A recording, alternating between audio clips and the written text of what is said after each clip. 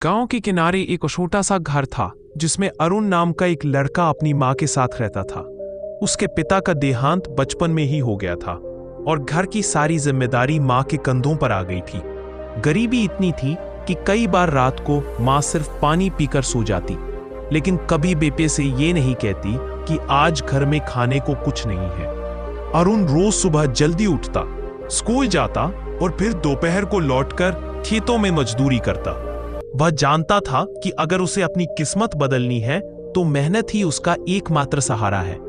एक दिन स्कूल में टीचर ने बच्चों से पूछा, बच्चों बताओ जिंदगी में सबसे बड़ी ताकत क्या होती है?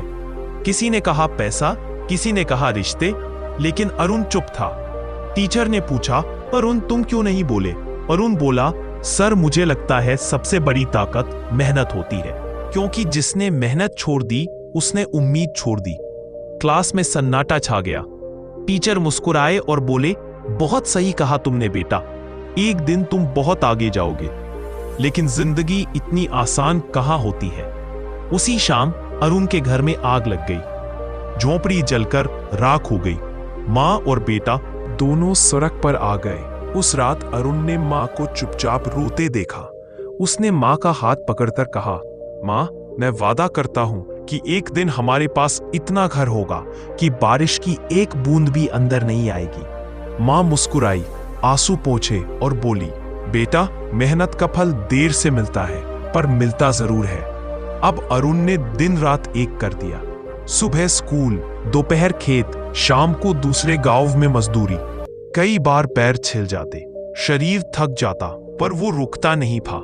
लोग मजाक उड़ाते, अरे अरुण तेरे जैसे गरीब लोग कहाँ कभी अमीर बन पाए हैं। लेकिन वो बस मुस्कुराता और कहता, मेहनत करने वाला कभी गरीब नहीं रहता, उसके सपने अमीर होते हैं। साल बीत गए। अरुण ने अपनी पढ़ाई पूरी की और शहर जाकर एक फैक्ट्री में नौकरी पा ली। वहां भी वो बाकी सबसे ज्यादा मेहनत करता।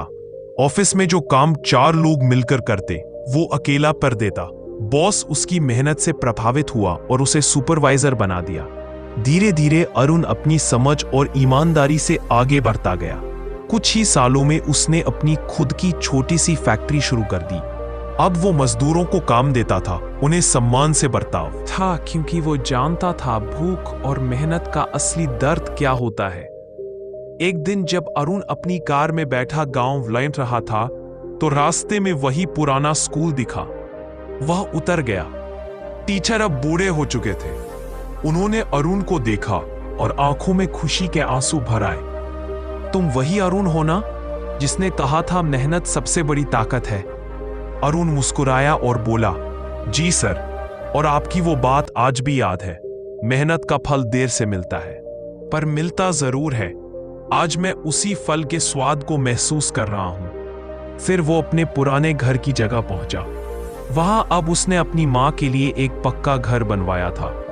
मां के चेहरे पर जो मुस्कान थी वही अरुण की सबसे बड़ी जीत थी।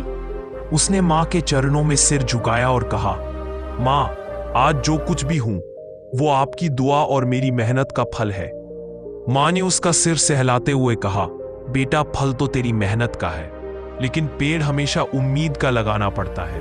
उस दिन अरुण ने समझा कि जिंदगी में कोई रास्ता आसान नहीं होता, लेकिन जो पसीना बहाता है वही इतिहास बनाता है। किस्मत भी उसी का साथ देती है जो मेहनत के रास्ते पर चलता है। और फिर अरुण ने अपने गांव के बच्चों के लिए एक स्कूल खोला जहां हर गरीब बच्चा मुफ्त में पढ़ सकता था। वो कहता, जब तक कोई तुम्हें कहे कि तुम नहीं कर सकते तब तक कोशिश करते रहो, क्योंकि मेहनत कभी धोखा नहीं देती। उसकी कहानी अब गांव की मिसाल बन चुकी थी। लोग जब भी किसी बच्चे को मेहनत से पीछे हटते देखते तो बस कहते, बेटा अरुण की तरह बनो, क्योंकि मेहनत का फल सबसे मीठा होता है।